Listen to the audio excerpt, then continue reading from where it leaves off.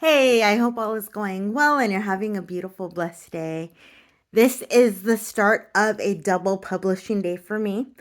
Um, so I just wanted you to know that you guys are going to get two episodes today, probably back to back. Um, but for this first episode, I wanted to talk about choir practice and I wanted to talk about my cousin and how I am feeling mentally going back into choir practice for the Easter season. Um, when I started choir practice for the Christmas season back in November, for some reason, I was not feeling it. And I think it was because in the back of my mind, I was so worried about Veronica because she had expressed to me on multiple occasions before she ultimately passed away on Christmas and went home to Jesus on Christmas, that she was not feeling good. And like I've said in past episodes, I know what white coat anxiety feels like. So for those of you who might not know or might not be familiar with the term, white coat anxiety is simply being afraid of going to the doctors. I know what that feels like because I have that. That is one of my biggest anxieties. I'm good with going to get a blood test. It's weird. I'm good at going to do stuff like that. But actually going to see a doctor, I'm not good with. I keep my nerves with me, but I'm also very like, oh my gosh, what if? And what if there's something further that needs to be done? And I think for me personally, that comes from being a kid who was a preemie when they were born and then having to go through all the medical junk that I had to go through. It wasn't fun. It was very much medical trauma.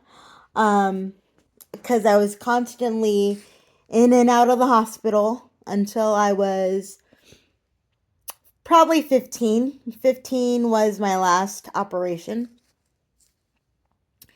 And so, long story short, I really did understand her anxiety and not wanting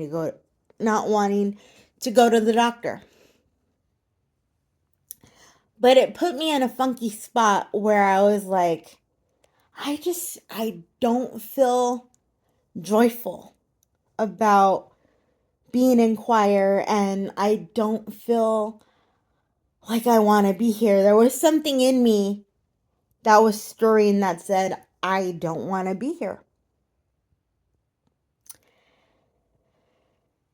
And so, um, 4 days after our performance, we performed on December 21st for Christmas.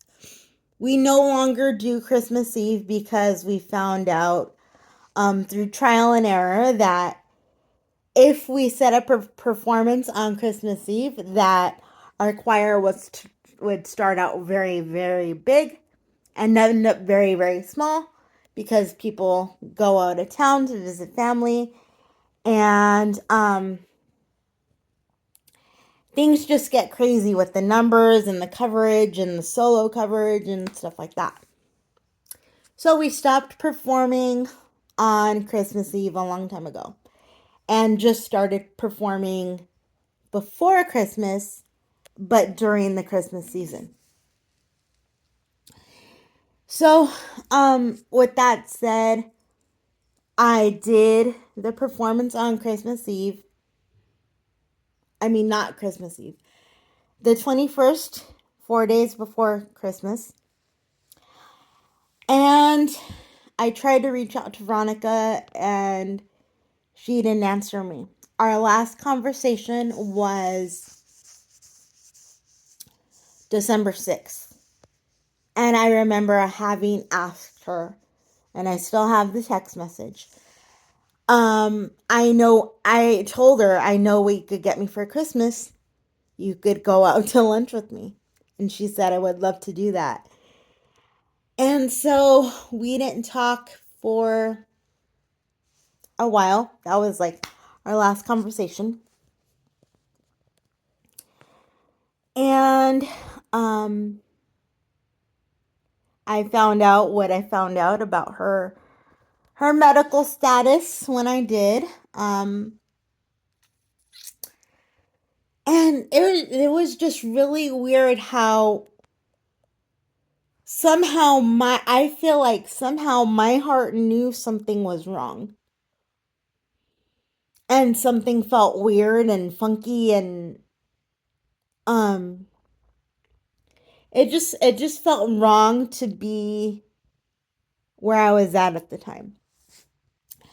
But now going into Easter season, um I feel a little bit more settled. I still feel I still feel very, very sad. Um, and the first day was, I was happy. I was in a good mood, but it was hard because I knew that when I got home, I wouldn't be able to text my cousin and um tell her how rehearsal went, or you know, what I was excited about, or if I was going to audition for any solos, which the solo thing I don't know yet. Um cuz I don't know the availability of it and what is available and what's not. Um but it's going to be really, really hard going into this next season and just going into life with the things that I love, and not being able to tell not being able to share those things with her. Um so I wanted to pour my heart out in that way to you guys, and I hope that you guys know that you need to tell your people that you love them as often as possible. I know that there's a lot of things on social media that say make things weird and tell the people you love that you love them. Um, because life is short and we don't know what's going to happen from day to day. I mean, we can't live in fear, especially if we trust in God. We cannot live in fear. Um, but being worried and being human is normal, and God understands all of our feelings. So if we feel those feelings, it's okay because He understands. Um, so you guys, I just wanted to, like I said, I just wanted to share my heart with you guys about that. And so I'm asking those of you who believe in prayer, please pray for me during the season, because I know that things are going to come up emotionally that are not going to sit well with me, and I'm going to be in tears from time to time. There has already been with we got another music book. And we got another new music book for this season, and there has already been moments in this book that have made me cry as I was singing through them, because it for those of you who might not know, our books are called um hymns new and old. And so they do have very many medleys of new and old hymns that are put together. in a mashup. And many of them have already from this book, not so much the last book, but from this new book, have made me cry because when I sing through them, I think of my grandma and my aunts, her sisters. Um because they would always sing all the old hymns that they grew up with in church. And then by association, we grew up with them in church. And then also there are some hymns from the 80s from when I was little that um that are in this book, and I remember singing them right next to my grandma because I first started attending my church, which was my granny's church. I used to call it my granny's church because it was my granny's church. Um, I used to start. I used to sing them right next to my grandma because I used to sit next to my grandma in church. And so that's how I learned all of these hymns, and I learned about Jesus and that he was my saving grace. And I honestly, physically and mentally and spiritually and all of it, I wouldn't be here if it wasn't for my grandma. Not only biologically, but like I said, spiritually as well. And I wouldn't have as much of a fight in me, I think, if it wasn't for my Granny Ruth. And a tough day is coming up next week. Um, Actually, in a couple days. On Saturday is the 20th, I believe, anniversary of when my granny passed away.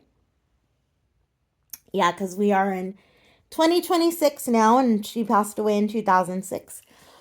So she passed away when I was 24, and um, I just remember pouring my heart out to her the night before she died.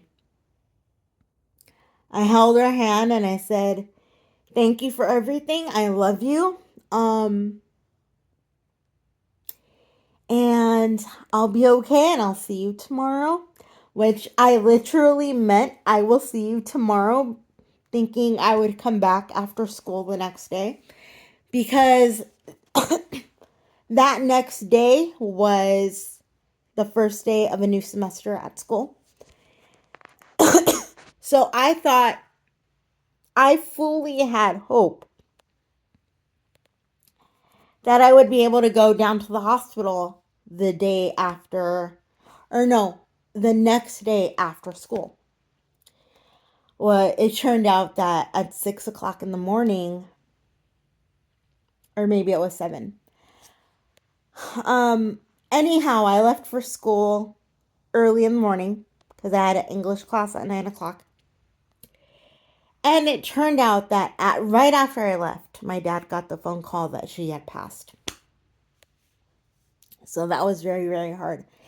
And so that day coming up is going to be very, very hard.